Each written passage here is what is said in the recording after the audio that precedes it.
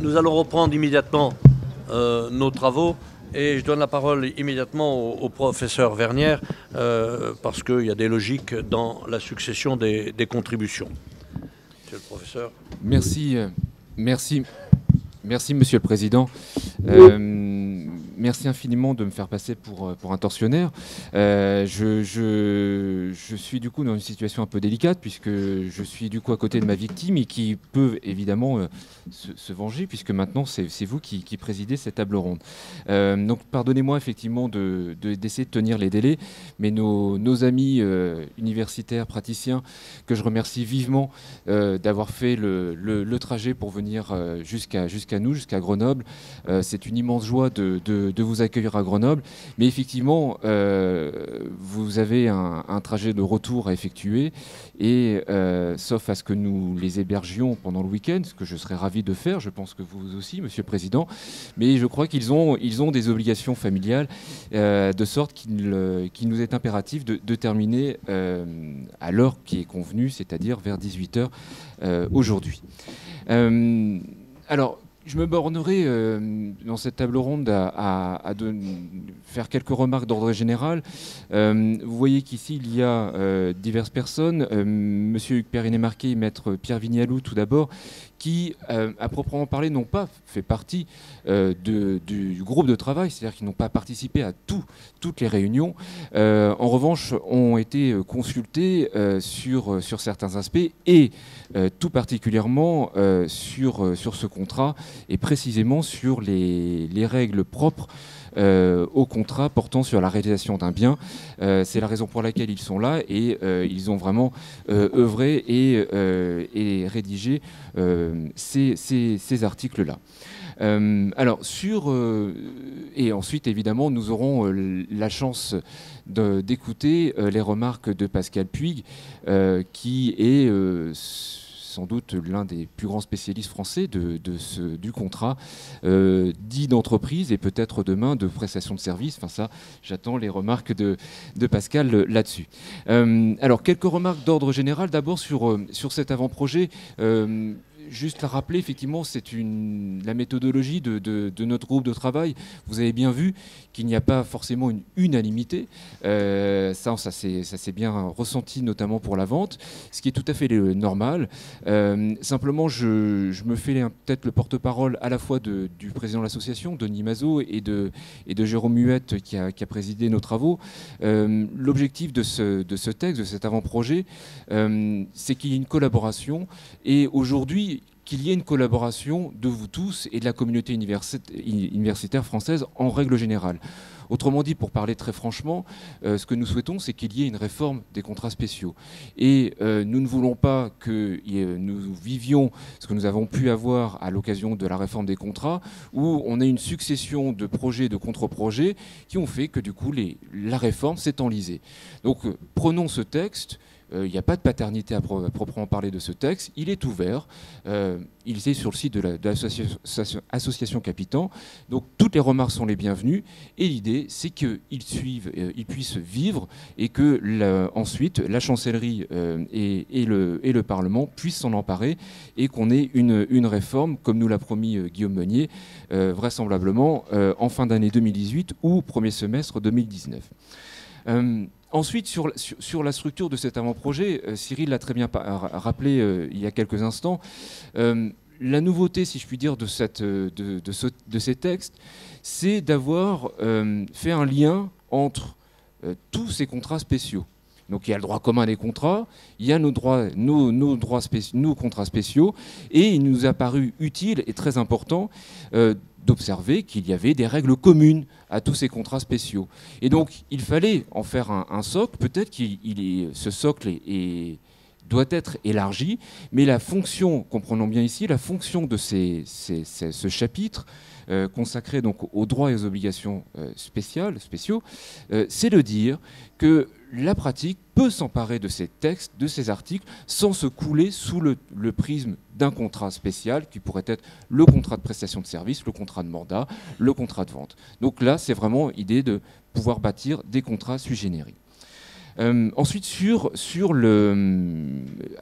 précisément sur nos textes, donc la prestation de service. Vous l'aurez relevé, c'est le titre d'abord qui peut interpeller. Dans le Code civil, qui date de 1804 en l'occurrence, donc on appelle ce type de contrat le louage d'ouvrage. Donc effectivement, le louage d'ouvrage, c'est peut-être sans doute un peu désuet, suranné, et vous regardez les manuels, je m'adresse principalement aux étudiants, on ne parle guère de louage d'ouvrage, on parle aujourd'hui de contrat d'entreprise. Alors effectivement, quand on a réfléchi sur ces textes-là, on a adopté premier lieu, le contrat d'entreprise, même avec des discussions. Je fais l'écho de Jérôme Huette, qui était plutôt un défenseur de l'idée qu'il fallait reprendre la définition du contrat d'entreprise, c'est-à-dire de dire que c'est le contrat finalement de travail indépendant, parce que c'est le critère de distinction qui permettait effectivement de bien comprendre ce qu'étaient ces contrats. Simplement, il y a eu l'ordonnance du 10 février 2016, où l'ordonnance parle des contrats de prestation de services. Et il nous a paru opportun, de ce fait, de reprendre cette expression et donc de dénommer ce qu'on appelle, nous, ce qu'on appelle dans notre pratique contrat d'entreprise, de les dénommer désormais contrat de prestation de services. Mais peut-être ici, il y aura des remarques qui seront faites par les uns et les autres, et il sera toujours temps d'en discuter. Ensuite, deux autres remarques sur le fond. Sur le fond, nos textes ont tenté de régler tout d'abord une lacune du Code civil, lacune qui a pour objet de montrer que le contrat de prestation de service peut être à titre onéreux, mais aussi à titre gratuit. Ce qui répond à la pratique, il y a bien des contrats de prestation de service à titre gratuit, et l'idée ici, c'était de bien le mentionner, et évidemment avec une responsabilité du prestataire qui varie selon que le contrat est onéreux ou gratuit. D'autre part, autre disposition qui nous ont paru très importante, c'est de consacrer des dispositions à la sous-traitance et à la co-traitance, qui sont des pratiques très répandues, et il fallait absolument des textes en la matière. Et enfin, sur les règles propres, donc nous avons pris le parti de parler de 3 contrats, si je puis dire, de la prestation de service. D'abord, le contrat de transport, qui était déjà dans le Code. Vous voyez que c'est relativement épuré, puisqu'il n'y a que 2 dispositions, juste pour dire que une définition du contrat de transport, et ensuite, effectivement, c'est un contrat qui est essentiellement régi par d'autres dispositions spéciales, notamment dans le Code de commerce et le Code des transports. Donc, nous ne faisons que renvoyer, en règle générale, à ces dispositions. Et le contrat de courtage, ensuite. Alors, contrat de courtage, c'est une nouveauté. Si vous avez lu le texte, vous vous rendez compte que c'est assez singulier, puisqu'on renvoie, autant que de raison, aux règles de la représentation. Oui, pourquoi ? Puisque le contrat de courtage, pour éviter toute confusion, ce n'est pas de la représentation, c'est un intermédiaire qui n'est pas là pour représenter l'une ou l'autre des parties, c'est une prestation de service. Simplement, effectivement, cela se rapproche, en règle, dans le régime juridique, de la représentation. Donc c'est la raison pour laquelle on l'a situé dans les prestations de services, mais il obéit évidemment généralement aux règles de la représentation. Et enfin, le gros morceau, si je puis dire, des contrats spéciaux de prestations de services, ce sont les contrats qui portent sur la réalisation d'un bien. Et là-dessus, nous avons 2 éminents spécialistes, M. Perinet-Marquet et Maître Pierre Vignaliou, à qui je cède la parole.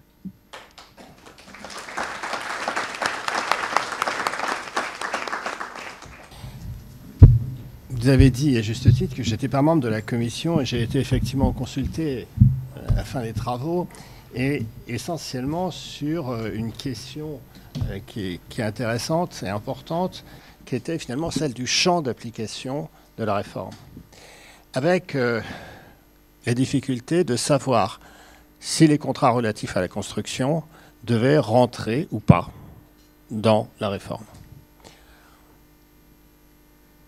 On peut en discuter à perte de vue, il n'y a évidemment pas de bonne solution.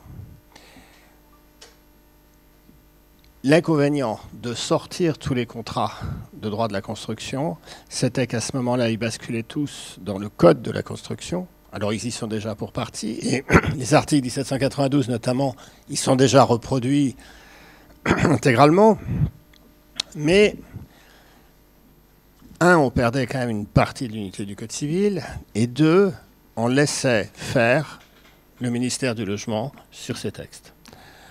Et il faut aussi savoir ce qu'on veut. Si on veut garder le rôle de la chancellerie, il faut accepter que l'on ait dans le Code civil des textes qui ne soient pas que le cœur du système. Donc c'est pour ça que j'ai plaidé pour que l'on garde quand même les contrats translatifs, enfin de réalisation d'un bien immobilier, même si ils n'y sont pas tous. Il manque la promotion immobilière, il manque aussi la vente d'immeubles à construire qui a disparu. Et ça, c'est effectivement, avec le recul, peut-être un peu dommage, d'autant que certains textes sur le projet, certains textes généraux sur la vente s'appliquent mal, cadrent mal avec la vente d'immeubles à construire. Je pense par exemple à l'article 24. Il est dit dans cet article 24, lorsque la vente porte sur une chose future, le transfert de propriété a lieu lorsque la chose vient à exister. Dans la vente d'immeubles à construire, on a bien en partie la vente d'une chose future, qui n'est pas là. Elle est à faire. Est-ce que le transfert de propriété vient lorsque la chose vient à exister ? Oui, si on considère que l'existence commence lorsqu'on met la première brique. Non, si on considère que l'existence, c'est l'achèvement du bien. Donc on voit bien que c'est toujours un peu délicat. Donc le choix a été fait d'intégrer ces contrats de construction, au moins certains d'entre eux. Je pense que c'est un bon choix. Je pense qu'il faudra peut-être aller un petit peu plus loin, notamment reprendre la vente d'immeubles à construire, s'interroger peut-être aussi pour savoir si certains textes qui sont aujourd'hui dans le Code de la construction sur la vente, par exemple la vente d'un lot de copropriété, ne mériterait pas de revenir dans le Code civil si on va avoir une unité du régime. Parce que sinon, il y a toujours des forces contraires qui voudraient faire des codes. Alors, on aura peut-être un code de la copropriété un jour. Bon, si c'est le ministère de la Justice qui le fait, c'est très bien. Si c'est pas lui, ça risque d'être plus compliqué parce qu'on sait très bien que la qualité des textes n'est quand même pas tout à fait la même d'un ministère à l'autre. La deuxième remarque que je ferai, c'est que à partir du moment où on faisait rentrer un peu tardivement ces contrats de réalisation d'un bien immobilier dans la réforme, on prenait évidemment le risque que certaines des dispositions générales qui avaient été incluses, soit sur tous les contrats spéciaux, soit sur la prestation de services en général, ne s'appliquent plus tout à fait comme il fallait. Et ça, c'est évidemment un risque qu'il faut mesurer quand on utilise beaucoup de dispositions générales. Il faut que ces dispositions générales cadrent ensuite bien avec toutes les dispositions spéciales, sinon on est un peu en porte-à-faux. Et là, eh bien, on s'est retrouvé un peu en porte-à-faux. Par exemple, il y a un article 75 qui dit, et il le dit toujours, lorsqu'on est en co-traitance, on est en solidarité. Et lorsque j'ai lu ce texte, j'ai dit, attention, en droit de la construction, ça ne marche pas comme ça. Donc le texte est resté, mais on a remonté un article du Code de la construction sur la co-traitance pour trouver un prétexte pour dire que justement en matière de construction, ce n'était pas comme ça. Bon. De même, sur l'article 10, qui est une disposition générale, l'article 10, c'est sur l'obligation de conservation. Donc quand on a une obligation de délivrance, on a une obligation de conservation. Et quand évidemment on doit réceptionner, on a obligation de délivrance, donc on a obligation de conservation. Et dans l'obligation de conservation, il est dit à cet article 10, je le retrouve exactement, il y a une phrase intéressante. Le débiteur, donc je suppose le débiteur de l'obligation de conservation, ne répond pas de ce qui a été dégradé ou a péri par la vétusté ou la force majeure. Donc la force majeure est exonératoire de l'obligation de conservation. Mais ça, c'est quand même contraire à la théorie des risques en matière de transfert, justement, de réalisation d'une prestation de service sur un bien immobilier de l'article actuellement 1788, où justement le débiteur, il répond des risques, et si la chose disparaît avant qu'elle soit livrée, il ne pourra pas en demander le paiement. De même, dans l'article 6, sur la réception, enfin sur le créancier de la délivrance, si la délivrance ne se passe pas bien, on renvoie aux dispositions du Code civil 1345 et 1217. Mais en fait, sur la réception en matière de construction, là on a un texte spécial aujourd'hui 1792-6 qui n'obéit pas aux règles du Code civil. Donc on voit que ici, cette entrée un peu tardive des contrats de réalisation d'un bien immobilier n'est pas toujours en phase avec des dispositions générales. Alors est-ce que c'est gênant ? J'ai entendu beaucoup parler de Stendhal depuis que je suis arrivé dans cet amphithéâtre. Je dois dire que je n'avais pas pensé à relire les œuvres complètes de Stendhal dans le train avant de venir. Mais néanmoins, il me semble me souvenir que dans la Chartreuse de Parme, Fabrice Del Dongo est enfermé dans une tour et qu'à 2 passages du roman, Stendhal ne donne pas la même hauteur de marche, le même nombre de marches à la tour. Donc Stendhal, qui pourtant lisait le Code civil tous les jours, était capable d'avoir quelques contradictions internes, et cette contradiction n'empêche pas que ce roman est un chef-d'œuvre. Donc, je dirais, pour les rédacteurs du texte, vous voyez, c'est quand même extrêmement rassurant, et c'est pas gênant, parce que c'est des petites choses qui peuvent être facilement, des petits scories qui peuvent être facilement corrigés. La troisième remarque que je ferai, c'est évidemment, en la matière, à partir du moment où on faisait rentrer ces contrats de réalisation d'un bien immobilier dans le projet, quelle dose de nouveauté est-ce qu'on allait prendre? Et ça, c'est une question qui se pose à chaque réforme, sachant que de toute façon, on en prend plein la figure, quelle que soit la réponse qu'on donne. Si on a trop de nouveautés, on est d'affreux révolutionnaires. Si on n'en a pas assez, on est de vilains conservateurs. Alors, généralement, on se débrouille pour mettre 20%. C'est le standard actuel, c'est 20% de nouveautés. C'est ce qu'on a fait dans la réforme du droit des obligations. C'est un peu ce que je vois ici. Donc finalement, 20%, c'est acceptable. Et en fait, quand je dis c'est acceptable, c'est qu'effectivement, toute réforme ne peut réussir que si elle rejoint une certaine acceptabilité sociale. Il ne faut quand même pas oublier ça. On ne fait pas, même quand on est universitaire, on ne fait pas la loi pour faire beau. On fait la loi parce qu'elle doit s'appliquer. Et ici, vous parliez d'écosystème tout à l'heure, mais franchement, dans le droit immobilier et le droit de la construction, alors là, on est un vrai écosystème. Et ceux qui ne connaissent pas cet écosystème, ils sont un peu perdus parce qu'il y a un certain nombre d'impacts économiques, de réflexes professionnels qui font partie de l'application du droit et qu'on ne peut pas ignorer.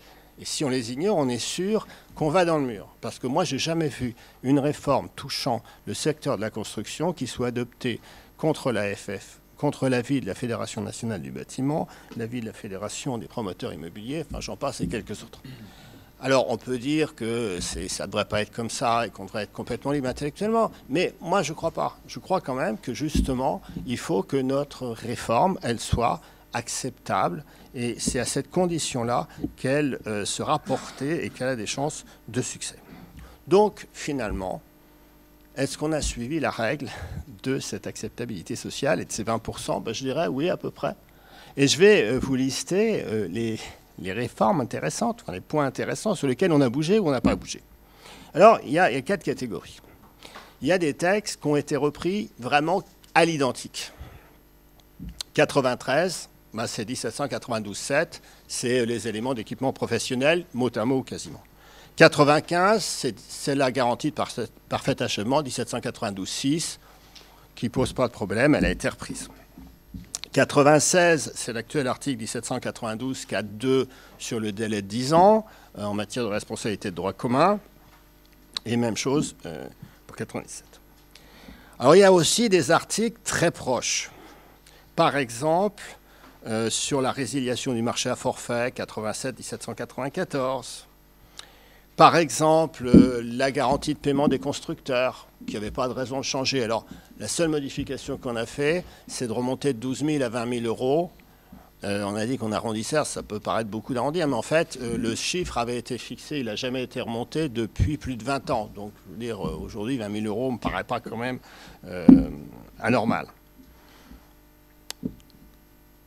De même, 91, c'est l'article sur la décennale qui en fait intègre 1792 et 1792-2. Donc on a fait un mix de ces 2 articles, mais rien ne change sur le fond, ça revient vraiment le même. On n'a pas changé non plus 1792.3 dans l'article 92. Et puis l'article 94 aussi sur la liste des constructeurs qu'on a juste mis à jour en rajoutant ceux qui n'y étaient pas, comme justement le vendeur d'immeubles à construire, par exemple. Il y a quelques articles qui paraissent différents, mais en réalité, ils ne changent rien par rapport au droit positif. Exemple, l'article 86 sur le forfait. Quand on le lit, il n'est pas du tout rédigé comme l'actuel article 1793. Il n'y a vraiment rien à voir. Mais allez regarder de près la jurisprudence, et c'est mot à mot la formule utilisée par la Cour de cassation. Mot à mot, quasiment. Alors, là encore, ce texte, d'ailleurs, pose peut-être... il y a quand même une précision qui a été donnée, c'est que on dit clairement, pour éviter toute ambiguïté, que dans le marché à forfait, les règles sur l'imprévision ne s'appliquent pas. Ce qui est évident, alors on aurait pu dire autrement, on aurait pu dire que le choix d'un marché à forfait était la clause contraire de l'article qui exclut l'imprévision. On aurait abouti exactement au même cas. Reste une petite ici, un petit lien à faire ou à défaire avec l'article 72 actuel, parce que cet article 72, qui est un article général sur justement la prestation de service, nous dit « Lorsque le prix est fixé d'un commun accord, chaque partie peut en demander la révision s'il est manifestement dérisoire ou excessif, à moins qu'il n'ait été convenu qu'il était fixé forfaitairement. » Ce qui veut dire, a priori, si je lis bien, que si le prix est forfaitaire, on ne peut pas en demander la révision au juge, même s'il est manifestement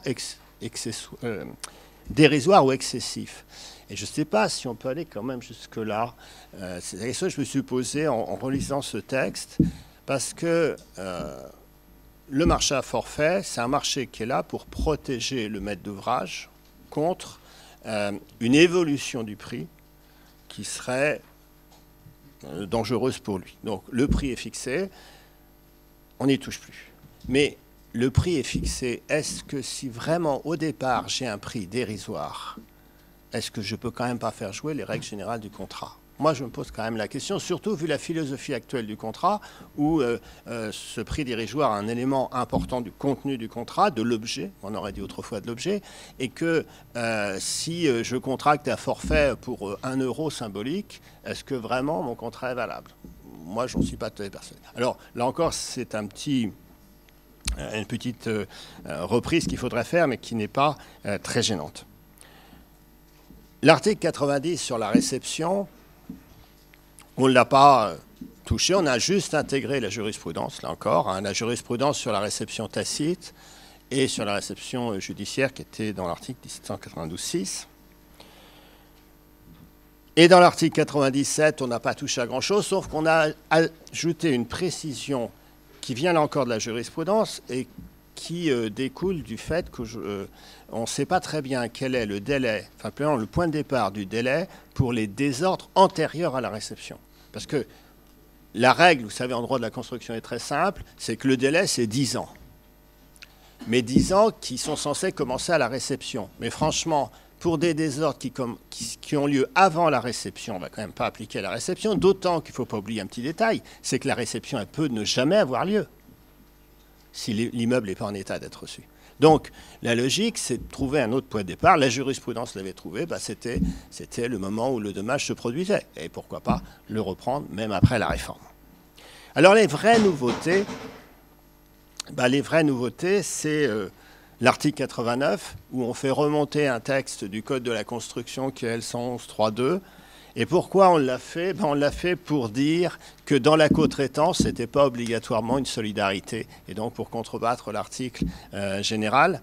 Et en disant, en matière justement de contrat de construction, de prestation de services, contrat de construction pour la réalisation d'un bien immobilier, les parties choisiront. Et vous savez qu'en pratique, on a le choix des marchés qui sont solidaires ou pas, ici. Et puis, il y a une autre nouveauté intéressante, avec évidemment la suppression de l'article 1792.4, la suppression de la responsabilité des fabricants, qui était attendue, la Cour de cassation l'a mis dans son rapport, etc. Et on pourrait se dire, il faut s'en réjouir. Et je serais le premier à m'en réjouir, sauf qu'il se trouve qu'après que le rapport, que l'avant-projet ait été paru, la Cour de cassation a quand même changé sa jurisprudence sur un point important. Elle a décidé que rentrait dans la décennale un élément d'équipement dissociable, même installé après coup. C'est-à-dire que si aujourd'hui j'installe sans aucun travaux de construction un insert, je mets un insert dans ma cheminée, eh bien je suis soumis à décennale. Je suis soumis à décennale et en plus l'assurance construction va jouer parce que dans un arrêt tout récent, la 3e chambre civile vient d'appliquer l'assurance construction. Et vous voyez que là, on se trouve un peu pris par l'actualité. Est-ce qu'on a... Il faut réfléchir avant de se dire on supprime 1792.4 parce que si vraiment le constructeur qui installe un élément d'équipement, un matériau finalement, un insert, mais je pourrais prendre un petit climatiseur, se retrouve en décennale, quel recours il va avoir contre le fabricant? Le recours du droit commun. Si on laisse 1792.4, il aura le recours décennal. Et l'assureur qui l'aura assuré, même chose. Donc est-ce que demain, les assureurs vont pas dire, attendez, nous, on veut bien supprimer 1792.4, mais à condition qu'on supprime aussi la responsabilité décennale pour les éléments d'équipement dissociables installés après coup. Donc je dirais ça mérite réflexion, parce que là, on voit bien que quand on prend une position, quand on choisit un projet, on le fait au moment où le droit existe. Si le droit change, il faut peut-être parfois penser à évoluer. Voilà. Donc, je n'en dirai pas plus, parce que je ne voudrais pas prendre trop de temps. Je dirais juste, pour terminer, que on a parlé tout à l'heure de la taille que devait avoir la loi.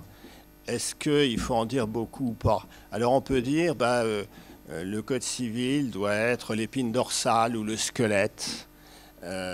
Bon, c'est pas très gai le squelette, hein, sauf pour les amateurs d'Halloween. Moi, je préfère qu'il y ait un peu plus de chair. En tous les cas, ce qui est sûr, c'est qu'il faut trouver la bonne taille.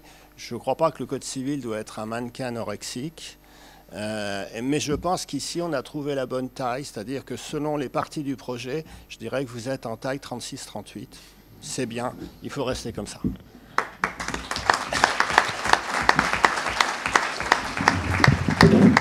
Merci Hugues. Je vais donner la parole aux praticiens puisque nous n'avons pas des discutants mais un seul discutant, le professeur Puig, et ensuite je vous donnerai la parole. Merci monsieur le doyen. Monsieur le professeur, mon intervention sera courte, au même titre qu'elle l'a été dans le cadre de cet avant-projet, pour plusieurs raisons.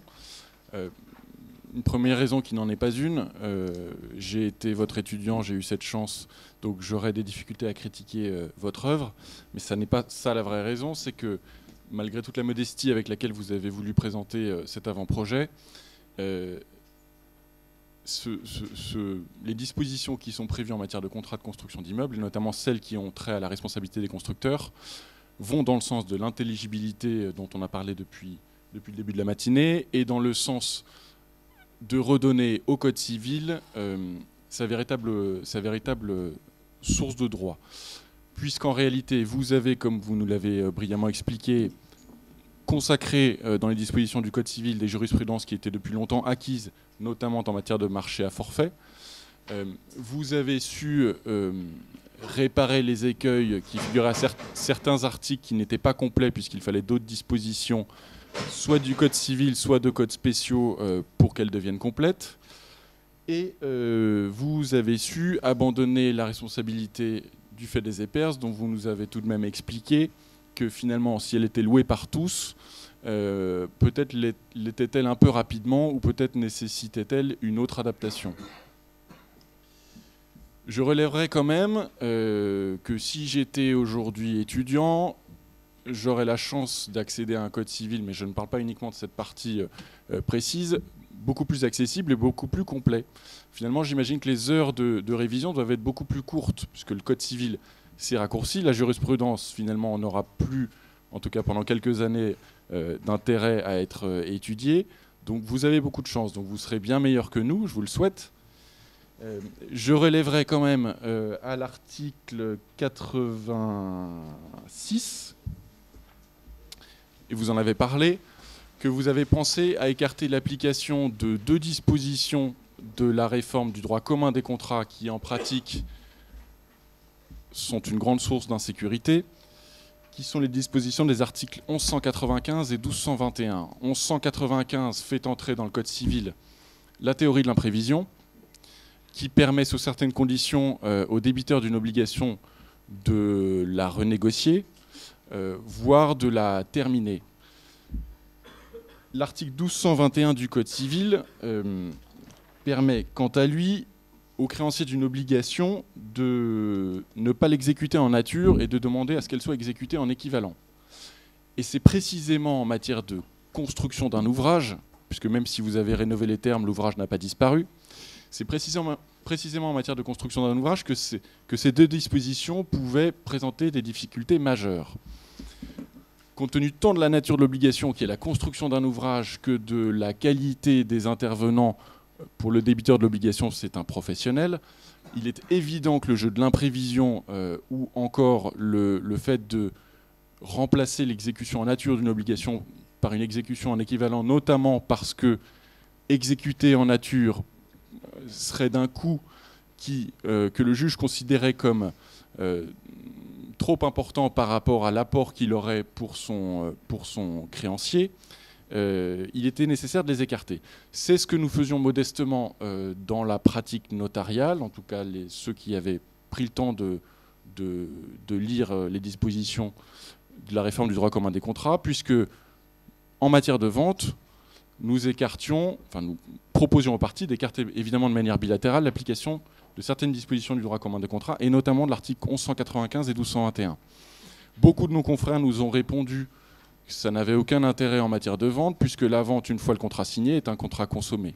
C'est oublier évidemment que la vente se poursuit par des garanties, des obligations, l'obligation de délivrance, et donc la signature du contrat, même si quand on est notaire on se sent très important, finalement n'est pas la fin de la vie contractuelle.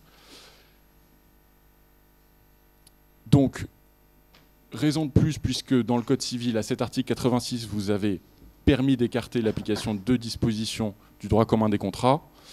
Cela ne sera donc plus nécessaire en matière de marché à forfait. Cela le demeurera en matière d'autres contrats, évidemment en matière de droit de la construction d'immeubles, mais également en matière de vente. Voilà.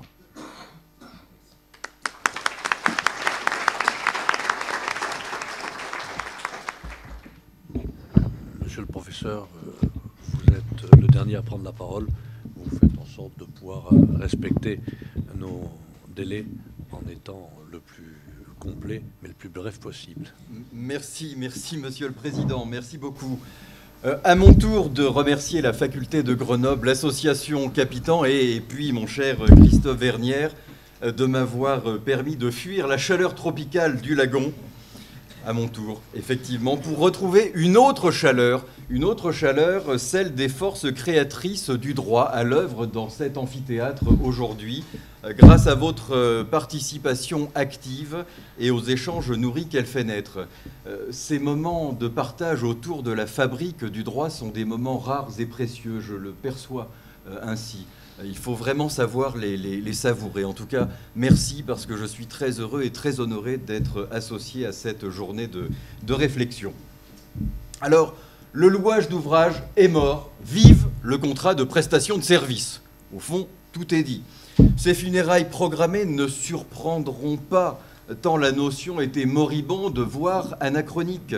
Les stigmates d'un droit romain que les rédacteurs du Code civil eux-mêmes avaient perdu de vue largement, et que le recours au contrat d'entreprise sous la plume de Guillouard à l'époque ne suffisait pas à libérer des pesanteurs du passé. Ce contrat devait être dépoussiéré, modernisé, vivifié, à commencer par le nom contrat de prestation de service, dont l'ordonnance de 2016 a consacré l'existence sans en fournir la moindre définition, nous le savons, avec le fameux, mais non moins malencontreux, en tout cas c'est mon avis, j'y reviendrai, article 1165 sur la détermination du prix dans ces fameux contrats de prestation de services.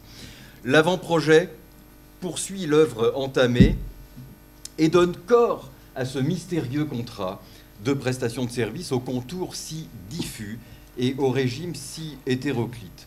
Alors sur certains points, et ça a été dit, sur certains points, la tradition est conservée au moyen d'un toilettage, d'une simplification des textes. Alors ainsi, je ne passe pas tout en revue, bien sûr, mais la théorie des risques à l'article 82, la distinction judicieuse entre les règles communes à tous les contrats de prestation de service et les règles propres à certains contrats de prestation de service, révélant au passage qu'il existe des contrats spéciaux de prestation de service, même si ces contrats plus spéciaux, donc de contrats de prestation de service, ne sont pas exactement les mêmes que ceux de l'actuel Code civil, attestant au passage que la famille des contrats de prestation de service a été recomposée.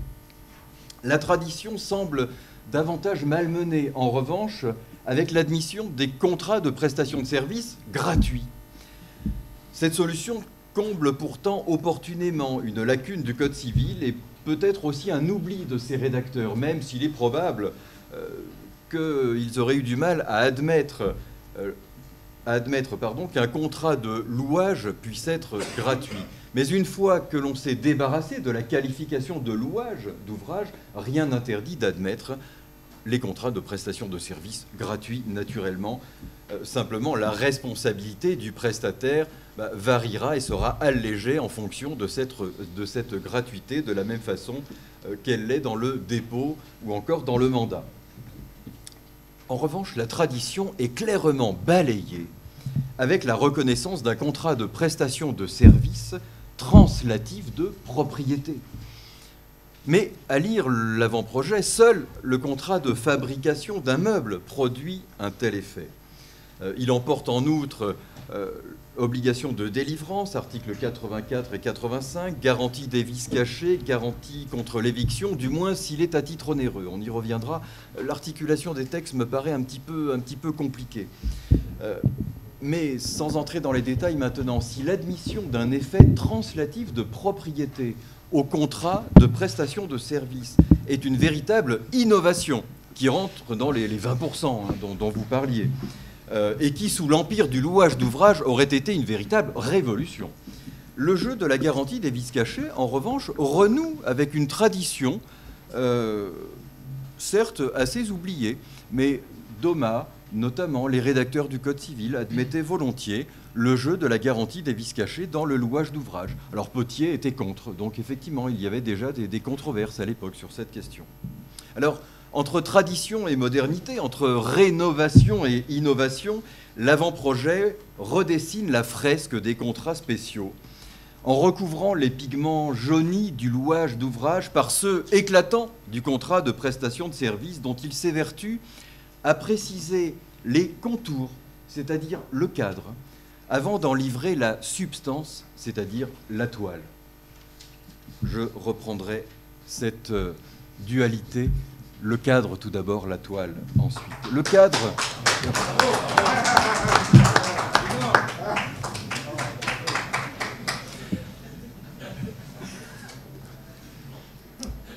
Le cadre... Ils sont incorrigibles.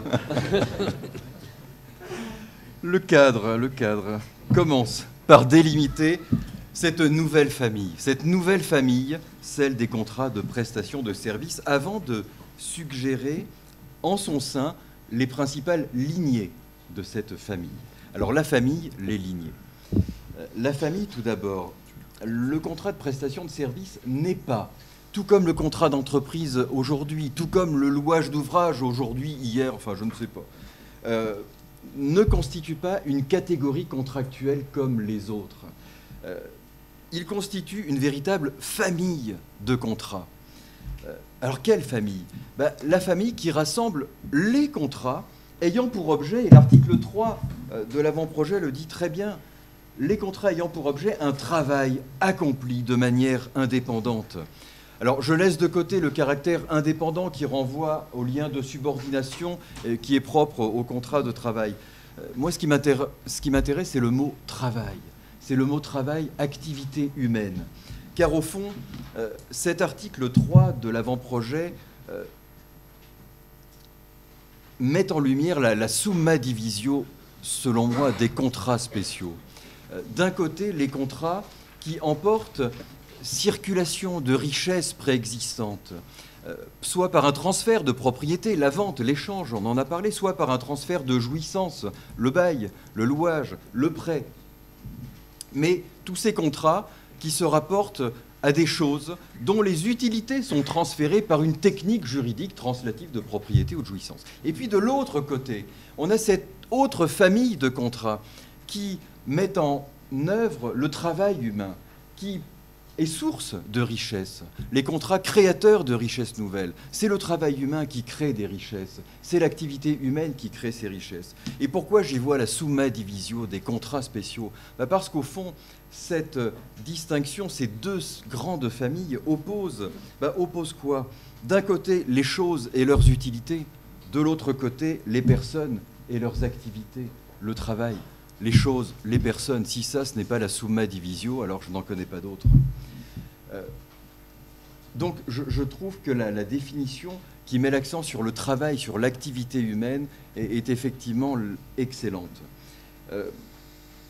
En découlent les contrats spéciaux de prestations de services qui sont visés par la suite. Alors, le transport, le contrat de transport, ce n'est pas une nouveauté. Le courtage, ça, effectivement, c'est une nouveauté. Et puis, les contrats portant sur la réalisation, la fabrication d'un bien meuble ou d'un immeuble. Il s'agit bien de créer des richesses nouvelles. En revanche, sont à juste titre exclus de cette catégorie des contrats de prestation de services, et aujourd'hui, la discussion est vive, les contrats de louage ou les contrats de prêt, qui ne sont pas des contrats de prestation de services, en tout cas pas pour moi, parce qu'ils ne créent pas de richesses nouvelles. Ils se bornent à transférer les utilités d'une chose qui préexiste.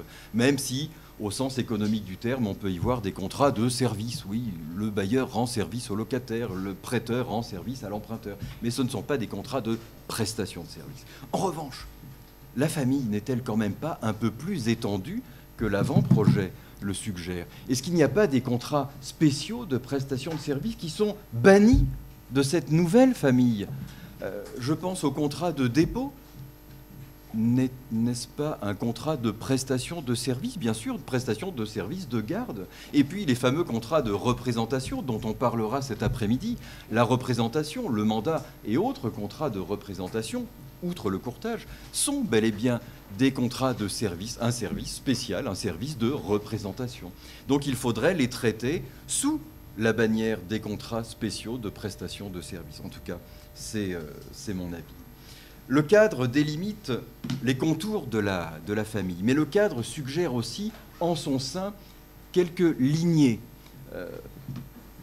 Alors, c'est l'article 3, encore une fois, de l'avant-projet, qui suggère une distinction au sein même des contrats de prestation de services.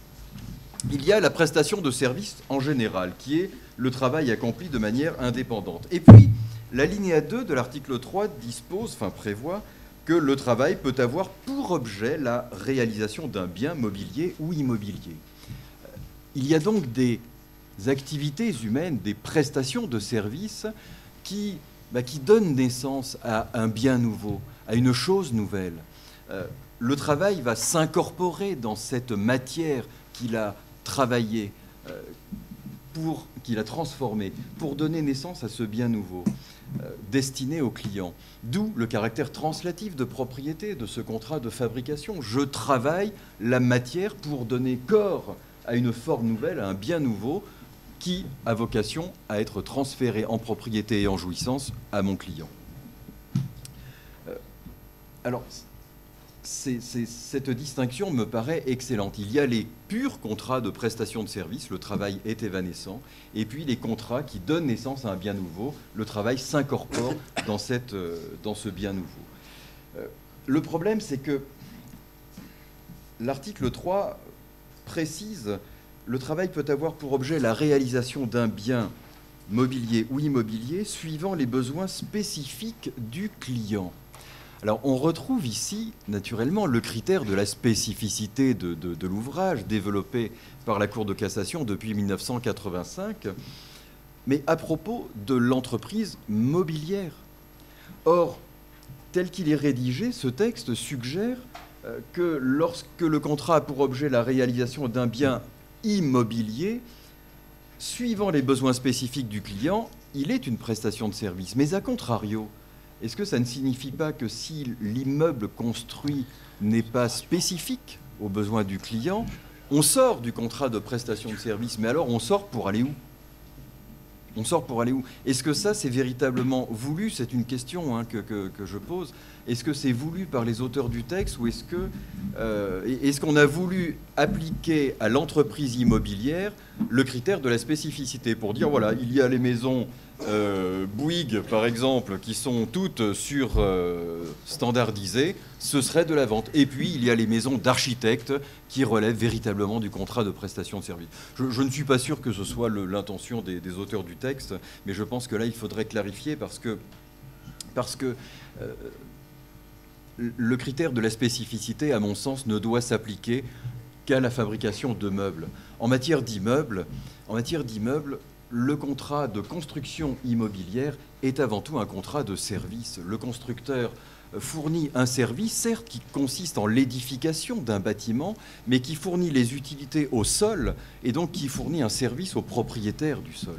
C'est un pur contrat de prestation de service. Et c'est la raison pour laquelle je pense qu'il n'est peut-être pas opportun de présenter sous le même chapitre le contrat de fabrication d'un bien meuble et le contrat de construction d'un immeuble. Ces contrats ont des physionomies très différentes. La qualification n'est pas la même, le critère n'est pas le même. Le régime n'est pas le même, à commencer par le transfert de propriété. Transfert de propriété pour les meubles, accession pour les immeubles, à moins que cela vienne à changer. Je passe du cadre à la toile, puisque j'aborde le régime. Si vous me le permettez, Monsieur le Président, en 2-3 minutes... Je ne peux rien vous refuser, mais si vous pouvez faire une synthèse, ça m'arrange. Bien. Je m'y emploie. La toile. La toile du contrat de prestation de service réunit plusieurs styles. Alors, par manque de temps, j'en évoquerai 3 seulement, rapidement. L'impressionnisme, le pointillisme et le cubisme. L'impressionnisme est à l'œuvre, à mon sens, dans les dispositions relatives au transfert de propriété et ses suites. Alors je l'évoquais tout à l'heure, c'est un vrai parcours du combattant que de comprendre comment s'articulent les différents articles. On a effectivement l'article 83 sur le contrat de fabrication d'un bien meuble qui transfère la propriété. Et puis 84-85 qui nous disent il y a aussi une obligation de délivrance. Est-ce qu'on s'arrête là? Non, parce qu'après, on va être dans les obligations spéciales. Articles 1 et 8. Article 1 qui nous dit si le transfert d'un droit a lieu à titre onéreux, donc c'est uniquement la fabrication à titre onéreux, alors ce transfert oblige l'auteur à délivrer un bien exempt de vice et à le garantir contre l'éviction. Donc si le contrat est à titre onéreux, il y a garantie des vices cachés et garantie contre l'éviction. A contrario, s'il est à titre gratuit, il n'y a ni l'un ni l'autre. Sauf que cette affirmation est aussitôt démentie par l'article 8 du projet qui nous dit « La garantie d'éviction couvre les troubles du fait personnel de celui qui la doit », donc contrat à titre onéreux. Mais si le contrat est à titre onéreux, elle couvre également les troubles de droit du fait des tiers. Alors, où est-ce que j'en suis? Vous voyez, je suis perdu. Voilà. Non, l'idée, c'est qu'effectivement, si le contrat est à titre onéreux, on a une parfaite garantie d'éviction, comme aujourd'hui. Si le contrat est à titre gratuit, alors on a uniquement une garantie d'éviction du fait personnel. Voilà, c'est ça. Mais l'articulation, enfin, il faut la comprendre, effectivement. Après coup, elle devient limpide. Mais alors, est-ce qu'il faut purement et simplement supprimer une garantie des vices cachés dans les contrats à titre gratuit? Est-ce qu'on ne peut pas mettre en place une mini-garantie des vices cachés, comme dans le prêt à usage, par exemple? Enfin, je ne sais pas, c'est une discussion. Deux autres imprécisions ou incertitudes qui relèvent, selon moi, un petit peu de l'impressionnisme. Alors, je suis entièrement d'accord pour que transfert de propriété, délivrance et garantie s'appliquent au contrat de fabrication d'un bien meuble. Mais on oublie qu'il existe des contrats de prestation de services qui devraient être translatifs parce qu'il y a de la fourniture de matière, mais qui ne conduisent pas à la fabrication d'un bien meuble. contrat de réparation automobile avec fourniture de pièces détachées, c'est un contrat de service qui ne fabrique rien, et pourtant il y a bien fourniture d'une pièce détachée, transfert de propriété, délivrance et garantie, non? Enfin, ça me paraît évident. Aujourd'hui, c'est discuté, mais je pense qu'il faudrait le mettre plus en lumière dans le projet. Alors bien sûr, la lettre du projet n'interdit pas que l'on puisse, sur un pur contrat de prestation de service, admettre un effet translatif. L'article 1er, finalement, ne l'interdit pas. Et l'actuel article 1196 du Code civil, issu de la réforme, ne l'interdit pas non plus, si ce n'est que 1196, je vous le rappelle, vise les contrats ayant pour objet l'aliénation de la propriété. Or, un contrat de pure prestation de service a avant tout pour objet une prestation de service et pas l'aliénation de la propriété. Alors, est-ce qu'on peut admettre, malgré tout, en creux, à titre accessoire, je ne sais pas, un effet translatif dans ces contrats? Je pense que le dire serait mieux, parce que n'oublions pas qu'on revient ici sur 2000 ans de tradition qui refusait d'admettre un effet translatif aux louages d'ouvrage depuis le droit romain. Donc, il vaut mieux que ce soit clair. Et enfin, en matière immobilière, comment s'opère le transfert de la propriété? L'avant-projet est totalement muet sur cette question. Sans doute parce que les auteurs, mais vous me le direz, ont préféré s'en tenir aux règles de l'accession, qui fournissent finalement des solutions qui fonctionnent tant bien que mal. Reste qu'elles soulèvent bien des difficultés. L'accession est un mécanisme d'acquisition originaire, or on admet l'action directe dans les chaînes de contrat, translative de propriété, y compris par voie d'accession. Alors qui devient un mécanisme d'acquisition dérivé ou pas? On pourrait réfléchir également aux clauses de renonciation à accession, aux clauses d'accession différée, qui sont l'équivalent en matière immobilière des clauses de réserve de propriété. Je pense que l'occasion de la réforme des contrats spéciaux permettrait d'y voir plus clair. Un mot sur le pointillisme et un mot sur le cubisme, mais vraiment sur le pointillisme, c'est pour moi la plus belle innovation de cet avant-projet. Ce sont les droits et obligations spéciaux. Là, effectivement, ça, c'est génial. C'est tout simplement génial. C'est certainement pour les contrats de prestation de services que ce titre 4 ter aura la plus grande utilité, car ce sont ces contrats de prestation de services qui, aujourd'hui, rassemblent les contrats les plus complexes, qui mettent en œuvre des obligations relatives à des services de mise à disposition, de représentation, de garde, etc., que l'on peine à articuler selon la règle de l'accessoire et du principal. Donc, désormais, il n'est plus nécessaire de qualifier le contrat, on qualifie les obligations ou les droits spéciaux et le régime en découle. Reste que rattacher le transfert de propriété aux droits et obligations, alors que le transfert de propriété apparaît davantage comme un effet légal et peut-être un peu bancal. Et puis après, il y a d'autres éléments, mais je n'ai pas le temps. Le cubisme, je termine dessus, Monsieur le Président. Le cubisme, pour moi, ce sont les dispositions sur le prix.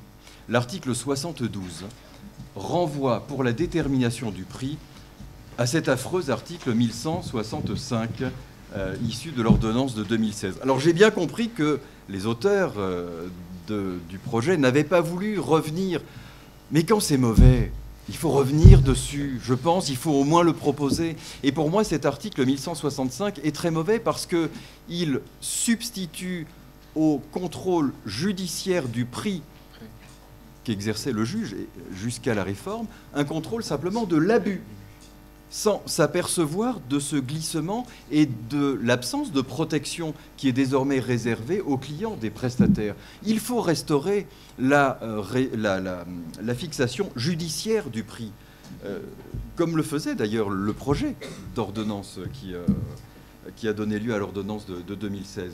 Et en plus, et c'est pour ça que j'y vois du cubisme, l'article 72, alinéa 2, nous dit « Lorsque le prix est fixé d'un commun accord, chaque partie peut en demander la révision au juge s'il est manifestement excessif ou dérisoire. » Donc, 1165 nous dit « Si le prix est fixé unilatéralement par le prestataire, le juge se cantonne à un contrôle de l'abus. En revanche, s'il est fixé d'un commun accord, alors le juge peut fixer le juste prix. » puisqu'il va apprécier le caractère excessif ou dérisoire. Donc il faut restaurer un petit peu de cohérence, la cohérence que l'ordonnance de 2016 a manifestement perdu de vue. Voilà, donc impressionnisme, pointillisme, cubisme, écoutez, les styles se combinent dans cette fresque renouvelée qui atteste que légiférer est un art bien difficile, mais ô combien passionnant. Merci beaucoup.